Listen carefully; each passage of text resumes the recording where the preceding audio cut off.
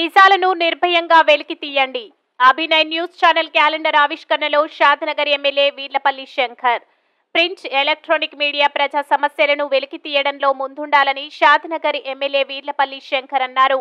MLA camp కార్యాలయంలో 2024వ సంవత్సరానికి సంబంధించి అభినయ్ ఛానల్ న్యూస్ క్యాలెండర్ను ఆవిష్కరించారు.